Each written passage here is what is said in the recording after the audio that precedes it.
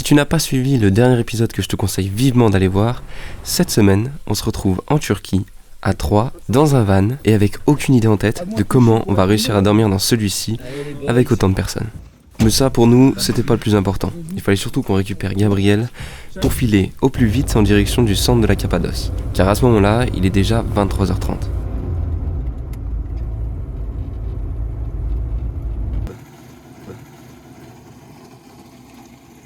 Il est 1h20, et après avoir fait pas mal de pistes sans savoir vraiment où on allait, on a réussi à trouver un petit endroit pour se poser, tout en n'ayant aucune idée précise de là où on était. Maintenant, il était temps de s'organiser pour pouvoir réussir à dormir à 3 dans Barnabé. La première idée était la suivante, qu'un de nous trois dorme sur le siège de devant, avec la certitude qu'il allait mal dormir, parce que ça fait que 150 cm de large. Ou ce sur quoi la personne va être. Pour dormir? Ouais. Ok. Et c'est quoi ça à la base? C'est un tapis de sport? Ah non, c'est pour dormir? Ah, c'est vraiment un tapis de camping. Matelas. On est au max. Parfait. C'est celui qui va dormir devant, il va être réveillé très tôt. Oui. Ouais. Le bien. sac, je le fous du coup. Le sac. Mon sac. Ah ouais. Ah ouais. Est-ce que tu te rends compte le délire dans lequel il se lance? Le projet Mac n'a pas fonctionné, du coup il construit une pirogue. Surtout que j'ai juste dit, oh c'est pas hyper confortable pour le dos. Et là, le mec il a fait un bac.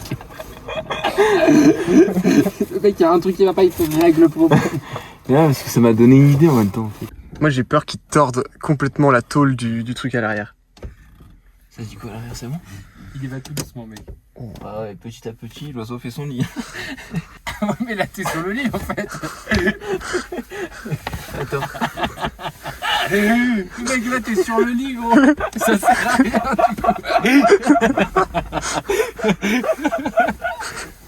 Ah fucking shit. Il est en chrysalide.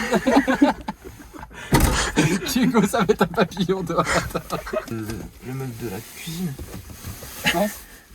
Ah quoi que non, c'est pas mal hein. Ouais. Ah non, je touche un peu le meuble de la cuisine quand même. Ah ouais. Ouais. Mais attends, mais si, il si est on bien te dans le décale. dos. Tu vois, genre c'est comme si on te ça. décale mec. Attends, défais pas. Ouais mais non mais c'est pas. Je sais dessus quand même. Mais si on décale ça sur la droite. Ouais, je pense que ça peut le faire. Il faut le serrer à foise. Ouais, l'autre il va dormir mais collé contre le plafond. Il faut le serrer au maximum du max. Ah, on aime bien comme ça, au moins c'est tendu. C'est vraiment tendu sa mère.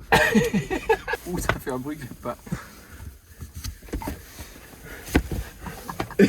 Et bah là garçon, non mais mec, bon faut pas être claustro hein, parce que t'es vachement proche du plafond.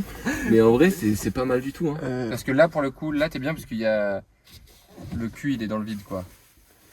Ouais, c'est pas mal. Mec, C'est bon. Après de nombreuses heures de recherche, on avait enfin notre solution pour dormir. Après, il nous restait que quelques heures parce qu'il était déjà 4h du matin et on voulait se lever vers 5h et quelques pour pouvoir profiter du départ des montgolfières. On s'est dit alors que les quelques heures qui restaient seraient un bon test pour voir si la solution hamac marcherait pour le reste du road trip.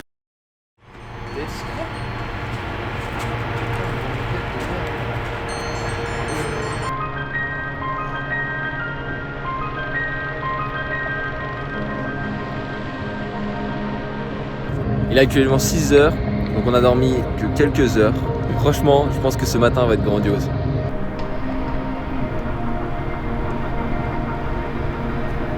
Et quel plaisir de se réveiller dans ce genre d'endroit. Les montgolfières sont au rendez-vous, on les voit clignoter de loin dans la pénombre par intermittence. Et ça a comme effacé notre manque de sommeil.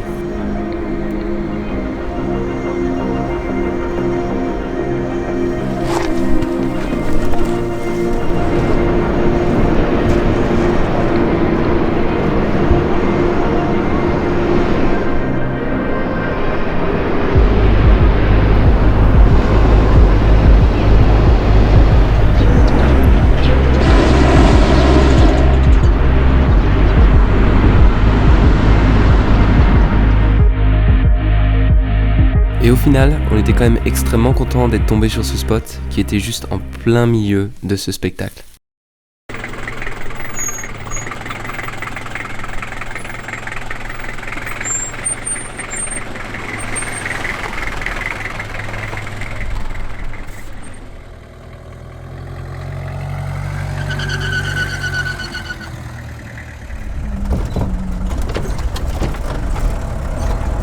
Mordigo là, qu'est-ce qui se passe là? Je pense qu'on a trouvé un nouveau spot, plus tranquille, où on est plus en légalité pour pouvoir se poser. Parce qu'avant il n'y avait pas le droit aux véhicules à moteur. Et là on va en profiter pour aller à la vallée rouge, on appelle ça donc cet après-midi tranquillement. Ça a l'air très sympathique, on peut déjà voir les petites couleurs qui se prononcent au loin. Et il y a une petite balade à faire très sympathique de 8 km. Donc on va en profiter pour faire ça cet après-midi.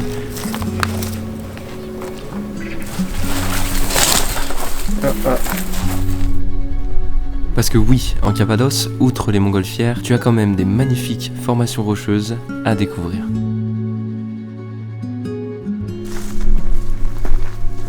C'est dingue comme dans le canyon, la végétation est tellement plus dense. Tu as des arbres, tu as de l'herbe, et ça fait un contraste avec le plateau juste en haut, assez impressionnant.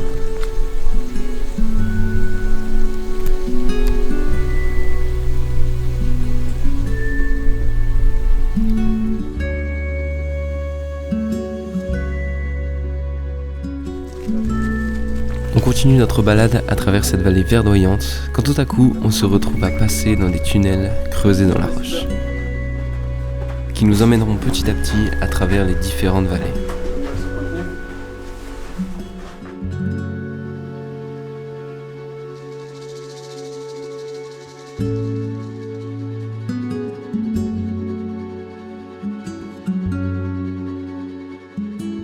Et après une heure de marche, on tombe nez à nez à ce qui semblerait être un pigeonnier troglodyte. Et ni une ni deux, on décide d'aller explorer l'intérieur de celui-ci.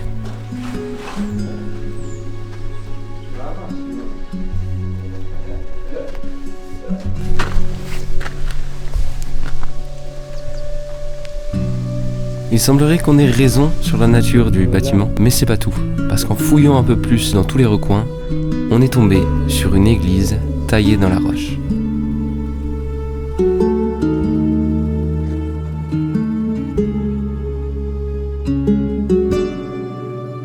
Et franchement, quand tu regardes comme ça de l'extérieur, on dirait vraiment pas qu'il y a une énorme église à l'intérieur.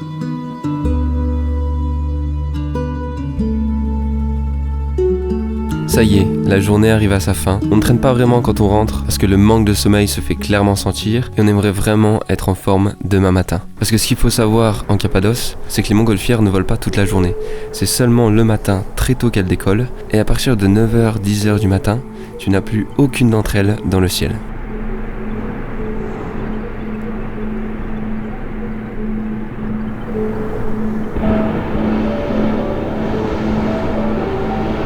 Et ce matin, on est chanceux. Les nuages disparaissent peu à peu, laissant place à une belle lumière dans le ciel.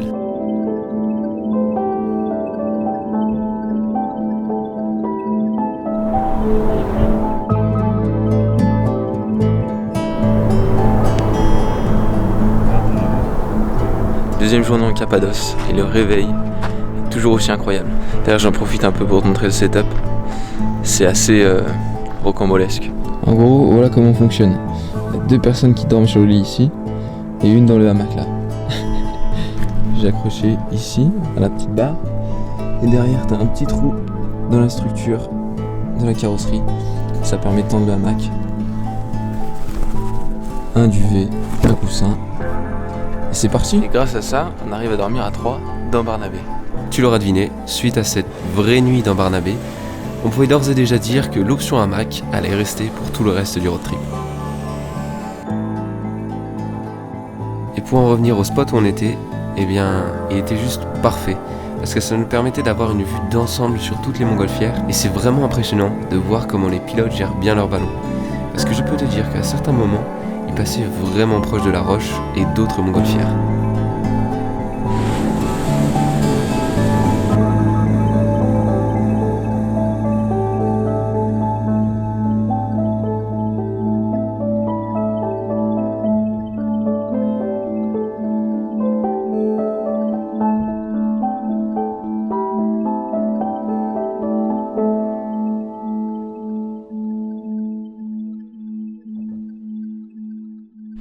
Pour se mettre en jambe ce matin, ça va être petit déjeuner turc.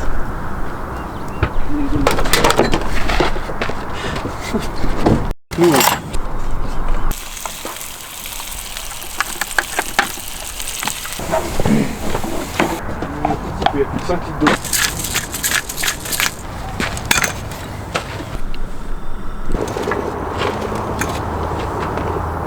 Et c'est avec l'estomac bien rempli qu'on a commencé à ranger le van. Parce que quand tu vis à 3 personnes dans un espace aussi petit, ça devient vite le bazar. Mais ça va aussi vite de le ranger. C'est juste qu'on doit le faire plusieurs fois par jour. Alors aujourd'hui le programme ça va être de rejoindre Gorem, donc la petite ville très connue du centre de la Cappadoce. Et avant ça, ce qu'on va faire c'est qu'on va retendre la courroie parce qu'elle fait vraiment du bruit, elle est fort détendue.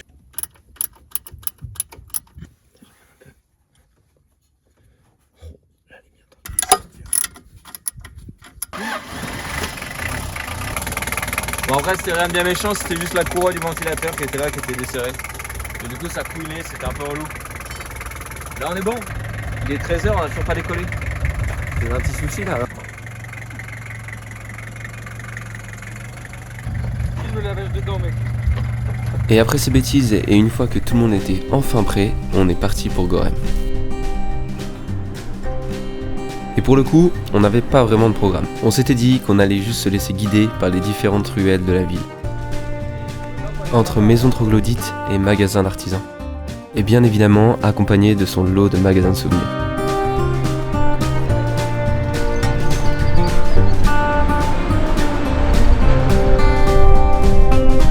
Et pour finir, monter en haut de celle-ci pour avoir une vue panoramique.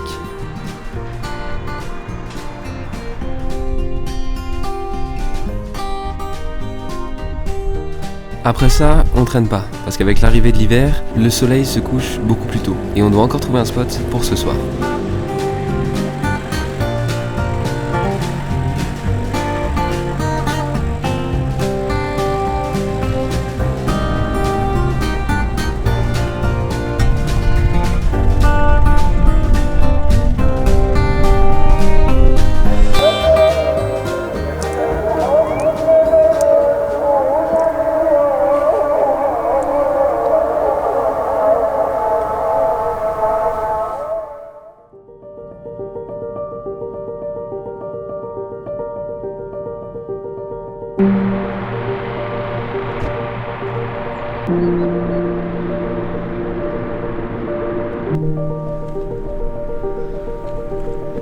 Ouah, les bouliches.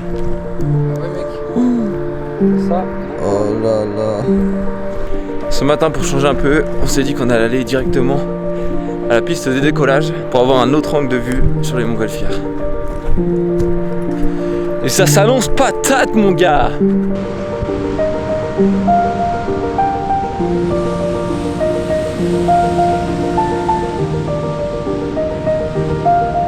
Bon après on est un petit poil en retard parce que la plupart ont déjà décollé. Mais franchement le spectacle vu d'aussi près c'est quand même très très stylé.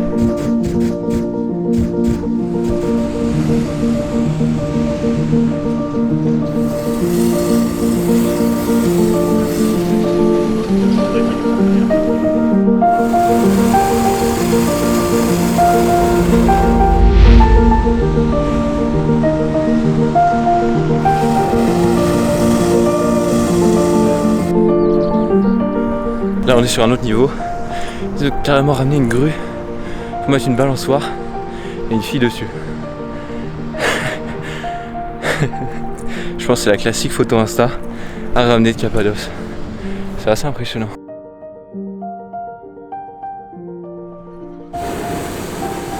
On profite des dernières montgolfières dans le ciel pour faire de même, en version petit budget. Après, qu'on se le dise, le plus important c'est quand même le souvenir qu'il y aura en regardant celle-ci, et non la photo en elle-même. C'est bon. Yes, on l'a. Oh putain.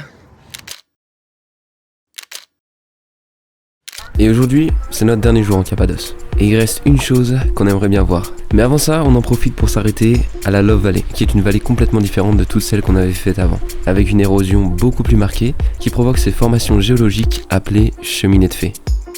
Et après avoir bien profité de l'endroit, on s'est rendu dans la ville d'Uccisar. Le van est garé, et à ce moment-là, je me dis je vais juste faire un contrôle vite fait. Et ce que j'ai découvert, c'est qu'il y avait une petite fuite au niveau de mon arbre de transmission. Bon, on va faire quoi là, Digo? Bon, on va profiter, on va aller visiter, puis on va gérer ça plus tard. Et le dernier monument de Cappadoce qu'on voulait voir, c'est le château d'Uçhisar. Ce lieu était juste parfait pour finir notre petit road trip en Cappadoce. Parce que si tu ne le sais pas, il est qualifié de premier gratte-ciel au monde. Parce qu'il a été creusé dans la roche au cours du 2e millénaire avant JC. Et sa hauteur de 179 mètres pour l'époque est juste énorme. Et évidemment, grâce à ça, ça te permet d'avoir une vue d'enfer sur toute la Cappadoce. Et ça nous a permis de retracer tout ce qu'on avait fait ces derniers jours. Et franchement, si toi aussi un jour tu as envie d'aller en Turquie, je te conseille vivement d'aller en Cappadoce. J'ai trouvé cette région juste incroyable quand tu vis en van. Parce que tu as plein de spots en pleine nature où tu peux te poser et admirer les montgolfières tous les matins dans un endroit différent. Et rajoute à ça le nombre de randonnées que tu peux faire dans cette région. Et ça a beau être un endroit très touristique, la population qui vit ici reste très accueillante à l'image de la Turquie. Allez, c'est parti, hein, on va faire des drifts, on revient. C'est parti. Ça y est, on arrive à la fin de cet épisode, j'espère que ça t'aura plu. Si c'est le cas, n'hésite pas à me le faire savoir. Et sur ce, je te retrouve pour la prochaine. La bise. On est bien, on est très bien.